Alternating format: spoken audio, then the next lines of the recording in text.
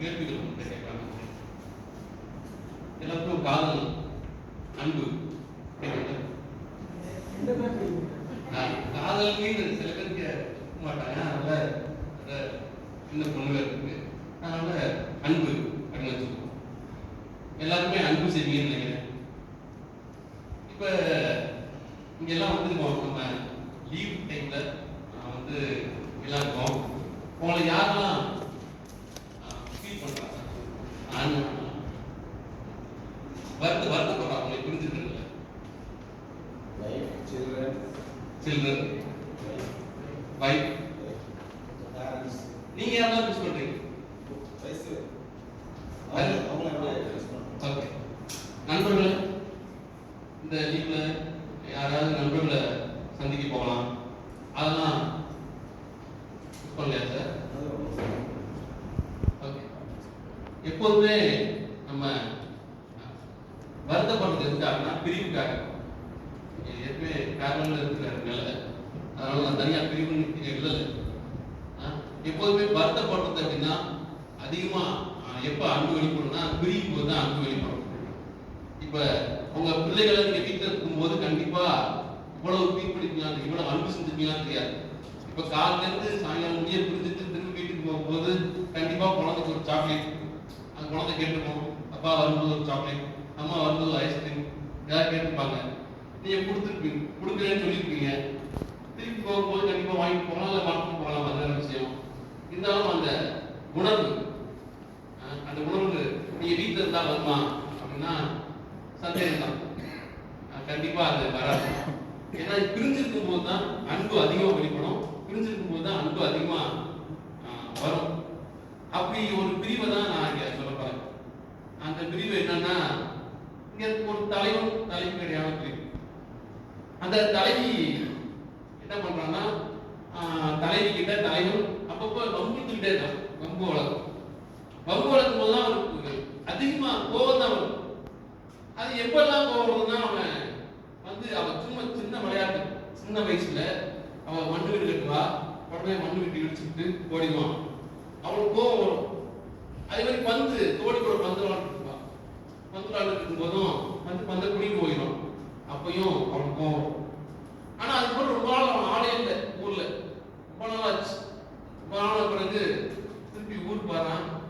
அந்த இடைப்பட்ட அந்த நாட்கள்ல அவனுக்கு ஏன் வரல, அதாவது இவனுக்கு அவன் வந்தாலே கோபம் தான்.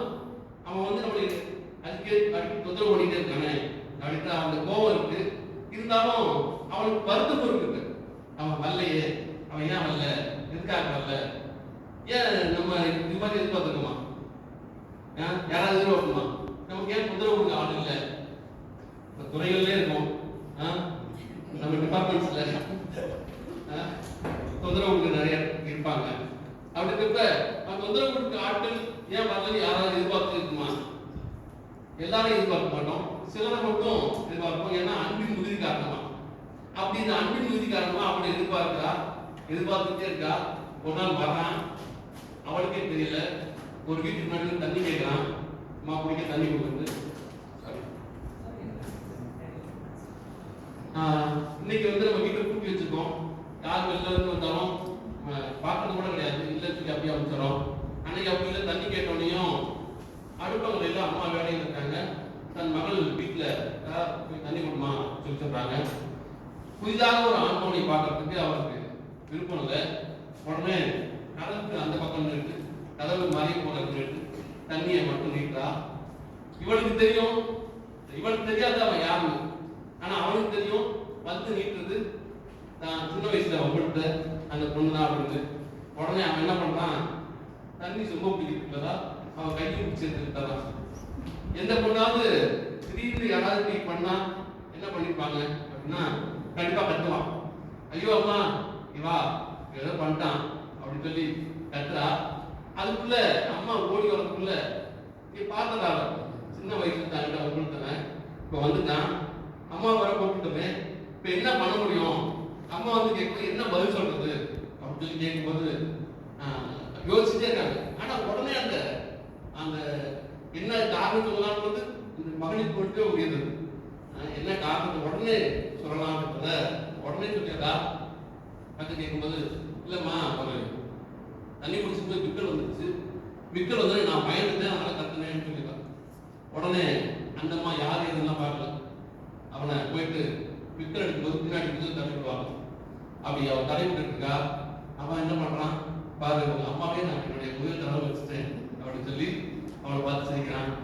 ஆக இதெல்லாம் எது எப்ப நடக்குன்னு பாத்தீங்கன்னா ஒரு கிளாஸ்பேக்கா எப்படி அவனை பார்த்த, ஏன்னா மற்றவங்க என்ன நடக்குதுன்றதுதான் நம்ம அதிகமா விரும்ப தெரிஞ்சு ஆசைப்படுவோம்.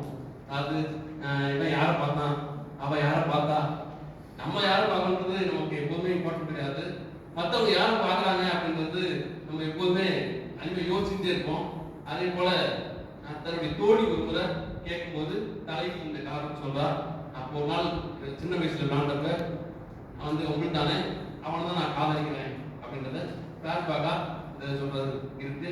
இது கடித்தொகையில குறிஞ்சி கழிய ஒரு பாட்டை வந்து சுடத்தொடிக்களாய் தெருவில் நாம் ஆடும் மணல் சிற்றில் காலில் சிறையா போதை பந்து வரிபந்து கொண்டோடி நோதக்க செய்யும் சிறுமட்டி மேலொரு நாள் அன்னையும் ஞானம் இருந்தோமா இனிதே அப்படின்னு வரும். கடைசியில ஒரு 4 பேர் இருக்கு.